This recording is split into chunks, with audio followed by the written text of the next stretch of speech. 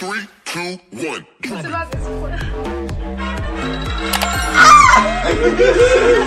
Okay.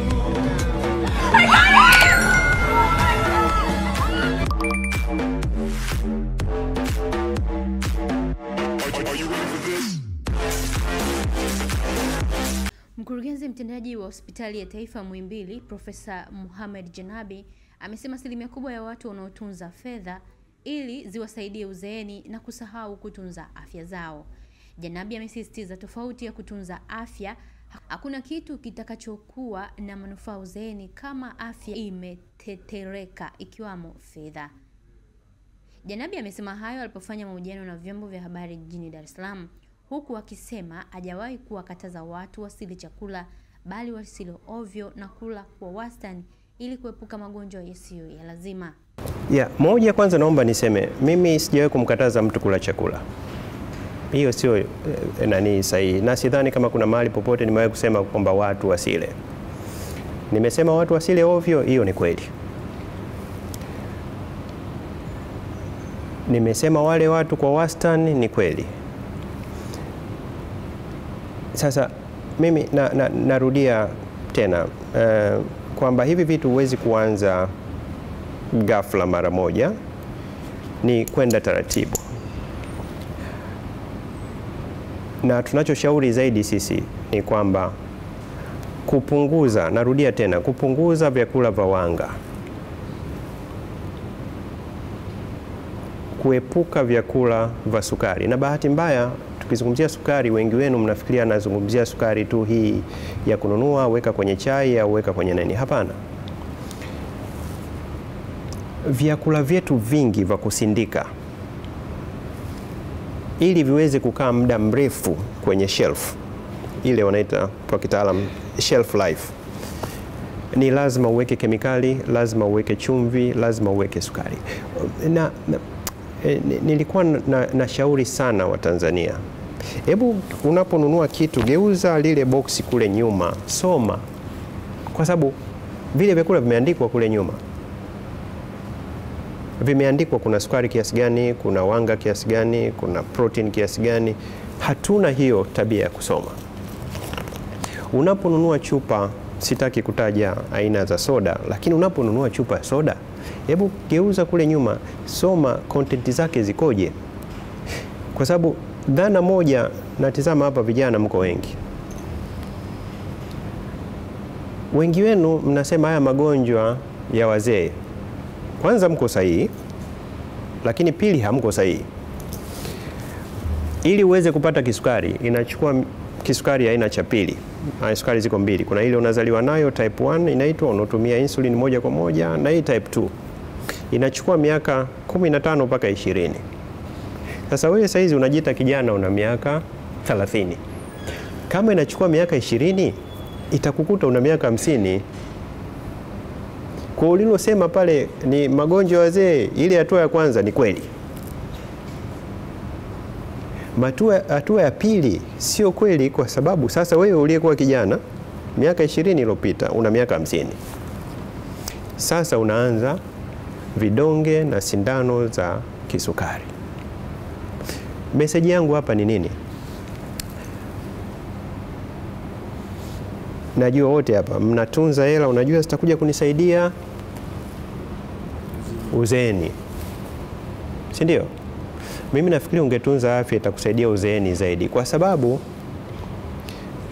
hela hizi zitakuja kukusaidia kuja kulipia magonjwa hospitali. Sasa unafanya kazi miaka yote, unahangaika mjini miaka yote, ili sasa ukija kupata hela uanze kuja kulipia dialysis, uanze kuja kulipia betri za moyo. Mimi nafikiri that's not very smart. Kwa nini vitu vyote sasa hivi usifanye in moderation? Kama kunywa, tulishashauri huko nyuma.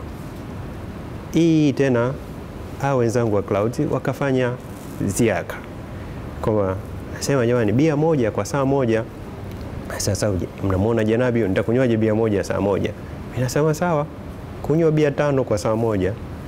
Lakini effect yake utakuja kuiona, kwa sababu bia inapanua moyo. Nikaona siku moja mnarusha, kama haiwezi kupanua chupa itapanuaje moyo? Mimi daktari wa moyo zaidi ya miaka 20. Naona wagonjwa wanaoletwa hospitali with dilated cardiomyopathy, yani moyo umepanuka kwa sababu ya alcohol. Naona wagonjwa tunaondoa mapafu hapa, tumeondoa mapafu hapo JKCI upande mmoja. Pafu limekufa lote kwa sababu ya sigara. Sasa kwa nini tusichukue hizo kinga ili ziweze kutusaidia huko siku za mbele? Kwa nini tusichukue hizo kinga ili tuweze kuwa na nguvu kazi ya muda mrefu? Kwa nini tusichukue hizo kinga ili badala wewe kuniuliza mimi mtambo gani siji mtauleta lini, tuweze kuweka system ambayo itatoa maji safi, tuweze kuwa tunakunywa maji safi.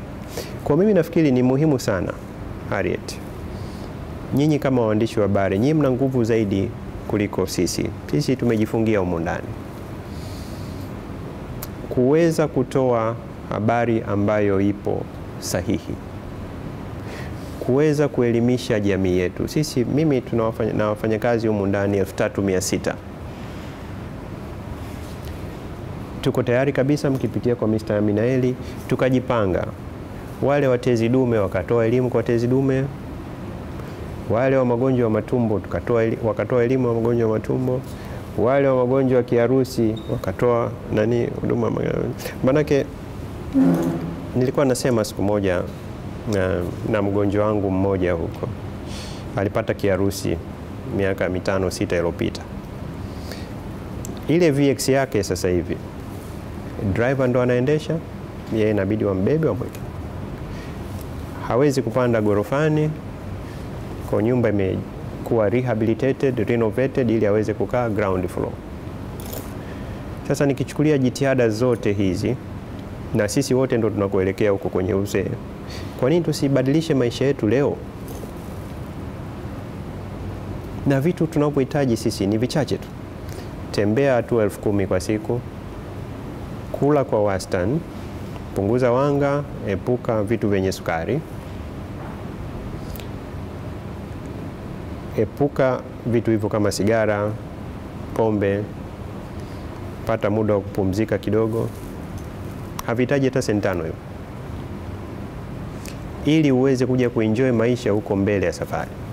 Kwa sababu mimi ukiniuliza kama daktari serious, na kila mmoja ajiulize tu yeye mwenyewe, watu hawafi kwa sababu wazee, watu wanakufa kwa sababu wagonjwa.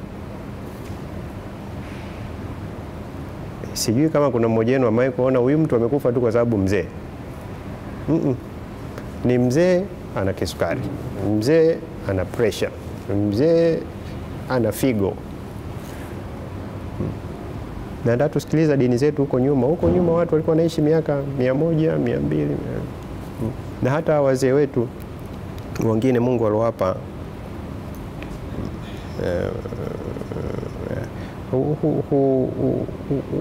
unamwona kabisa huyu ana afya yake despite. Sasa leo nyinyi kabisa mnafahamu, unaweza kutana na mtu ana miaka 40 na mwingine ana miaka 30, ukafikiria yule wa 30 ndo ana 45.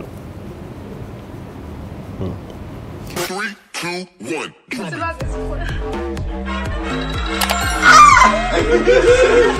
Okay.